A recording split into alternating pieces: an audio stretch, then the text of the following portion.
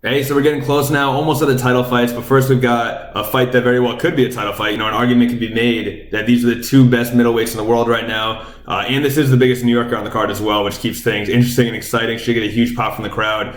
Chris Weidman is taking on Yoel Romero. Of course, Romero got mentioned in an earlier prediction video for that controversial win over Tim Kennedy. He failed to answer the bell, in between rounds. So in other words, the bell rang, it was time to continue fighting. He stayed on the stool. That could ultimately end in a loss, but the ref allowed things to continue. He ended up getting that knockout over Tim Kennedy. So a little controversial, but putting that fight aside for a moment, he's still 12-1. He's still undefeated inside the octagon with wins over Jacare Souza and Lyoto Machida. He's one of the most explosive athletes we've ever seen at 185 pounds.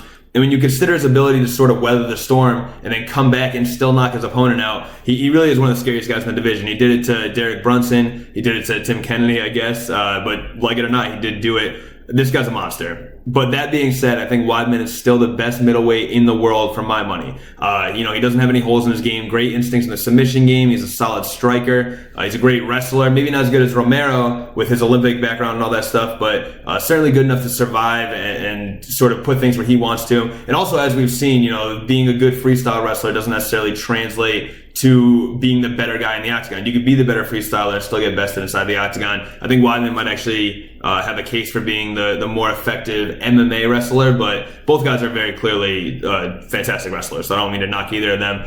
But finally, and this may not be the most scientific reasoning, but Weidman is a guy who sort of fights with a lot of heart. That's kind of his approach to his entire career so far. I don't care if it's an intangible. I just don't see him losing inside Madison Square Garden, especially not the very first time they're in Madison Square Garden. I think he takes it. I actually believe that it will go the distance, but I do think that Weidman wins. He's got to be careful because, as I mentioned, Romero has this ability to come back and come on late, really give it to his opponents and possibly get a knockout in the third round, late in the third round. But Chris Weidman should have what it takes to get his hand raised, so I'm going with Weidman. And that brings us to the title fight. So, like I said, day by day. Tomorrow I'm going to do who's first? Joanna versus Carolina, and then Friday we'll have the Wonder Boy Woodley breakdown and prediction, and then main event Saturday morning, McGregor versus Eddie Alvarez. Of course, UFC 205 is Saturday night. Hope you guys like these videos. I hope you keep tuning in. You can find me at MMA Matt Official on Facebook and Twitter. I'm actually at Nick Rizner MMA on Twitter, and MMAMatt.com for all your UFC 205 coverage. Thank you guys for tuning in. I will see you tomorrow morning.